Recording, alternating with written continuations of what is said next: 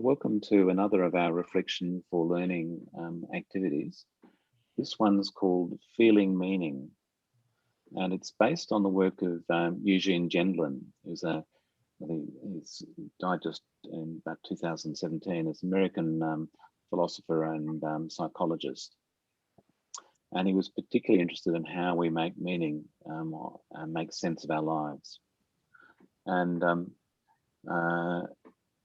a point where he really focused was on how we feel the meaning of the terms that we use. And a familiar way you can get a handle on how that might even be possible at all is just thinking about having something on the tip of your tongue that you've forgotten.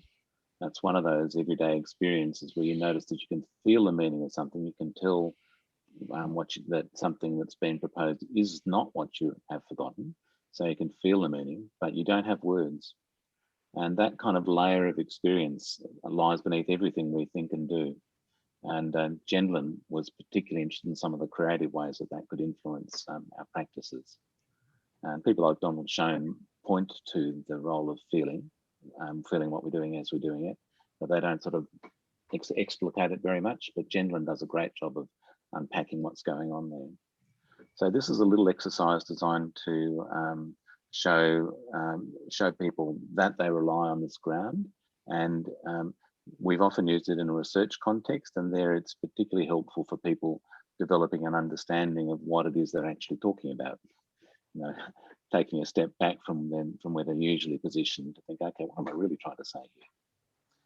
I'm just going to do a demonstration version of this, because if you did it in a classroom, you might take 10 or more minutes, perhaps, just to do the exercise, possibly even a little bit longer, and then you'd quite likely have discussion in the group or in small groups. So this is to give you a feel for what it involves, but in a relatively quick fashion. So the first step in the activity is to choose a term whose definition you would like to explore. So I've chosen a term which will do a double-barrel job. I've chosen it in advance to make this a little bit quicker. And I've chosen a key term of Gendlin's, which is with this stuff's all about. And his term is the term felt sense. So a felt meaning, a feeling of meaning. It's certainly somatic, but it's obviously not just somatic, because it's also obviously about an experience of meaning. And if I were going to define it, perhaps if we could hit the next one, Marina, I can think about this. So the next step is, having chosen a term, you ask, how would you usually define it?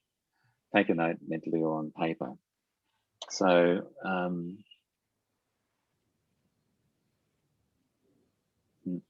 well, how I'd usually define it is kind of like how I just did then, with a little example, like the something being on the tip of your tongue. Or another example might be taking us to a place in our experience we're usually not so articulate, like, for example, trying to describe how a painting moves us. So I would actually say that'd be my definition.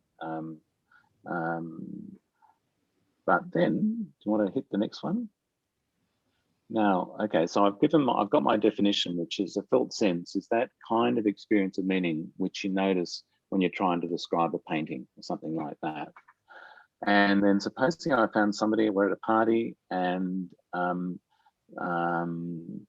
don't know, that doesn't make sense to them. Maybe they don't share any of my phenomenological background or reflective practice background or something like that.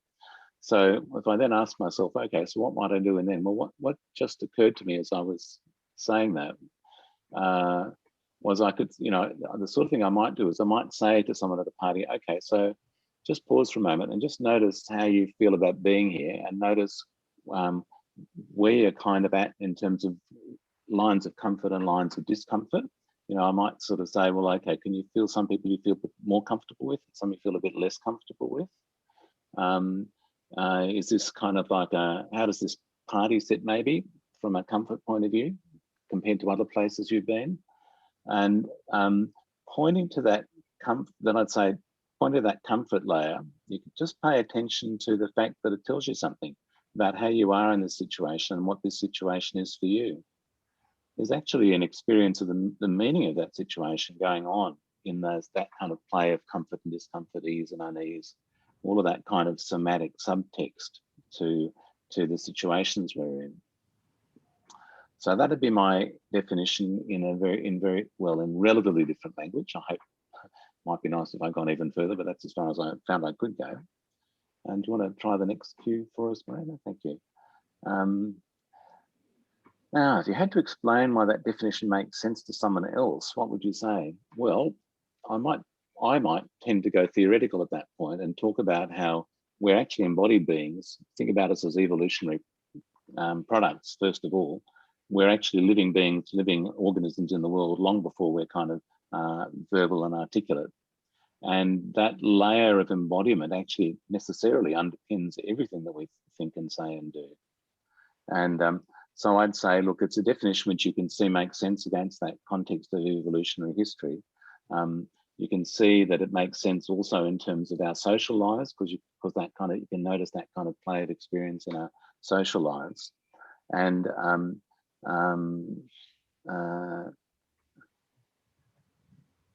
it's something which is kind of hard to talk about because it's kind of omnipresent, but it's normally not pointed to clearly, normally not pointed to directly. It's sort of on an exceptions basis that we notice it.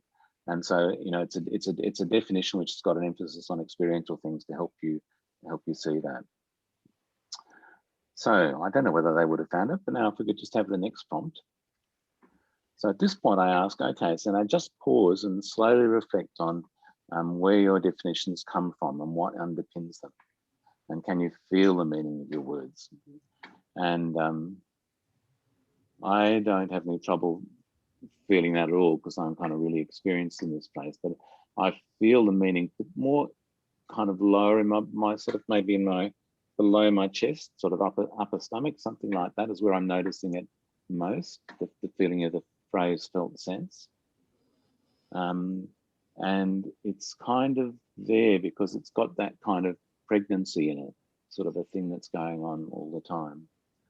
So now that's easy for me to do. Sometimes you'll find people who can't even kind of notice inside their insides at all. And one of Gendlin's exercises was for people who had that kind of had a difficulty like that, was to say, well, can you notice what it was like, where your breakfast is, or where your last meal is?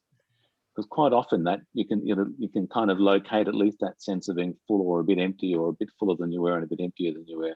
And that kind of can take you inside your body. And that's kind of an area that, you know, might be helpful to play with, depending on what people's experience is. And the last cue is explore how you know when a definition fits.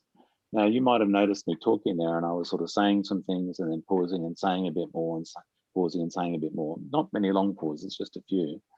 But that process that's going on there is that sort of it's particularly noticeable when the pauses are happening, because when the pauses are happening, I'm not quite sure what I want to say next. The words haven't come, and there has to be a kind of a shift, and kind of interiorly, where the definition comes and what comes fits, and it's kind of somatic. You notice it's not like you say that you notice.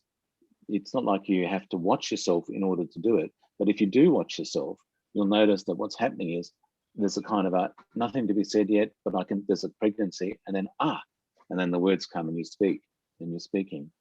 And that's what that word fits means in this context. So that's a bit of a kind of a sort of worked example, if you like, with lots of cues around the side. We'll just go back into just touch base with everybody mode and just see how anybody else did going along with what I did, or any other comments you've got to make. I'll add that I love this activity, Greg, and I have used it in workshops where we are working with, say, early career researchers, where they're starting a new research project. Ideally, they should have a strong theoretical base. And in order to have a strong theoretical base, they need to be able to do just that, focus in on the words, the key concepts of their theory that make up their theory, to be able to define them and explain them and understand what it means to them. And this works beautifully.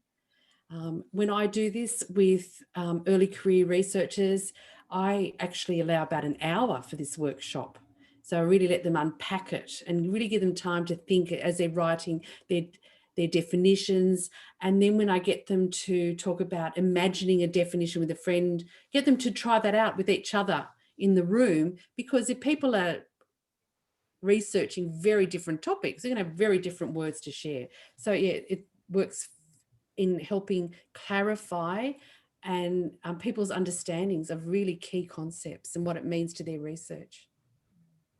Thank you. And Louise or Kath, how did you guys go? Yes, I think it's really relevant to conversation I was having today actually about around language, and that sense of language is it's complex when you use terms that other people define differently. And so having those conversations around those different perspectives and how that then contributes into not only how you think about it, but how you feel about it and whether it resonates with you.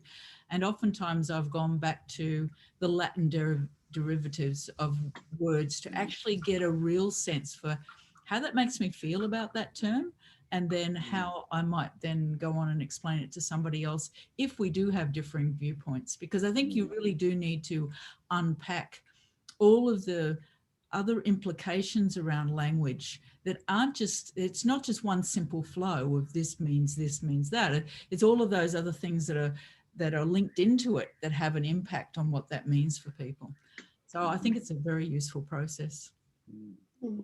I agree, Kath. I was thinking along similar lines around how language can construct different dimensions of power and can have so many different connotations. And it's so important to find a language that resonates not just with you, but with those with whom you're communicating.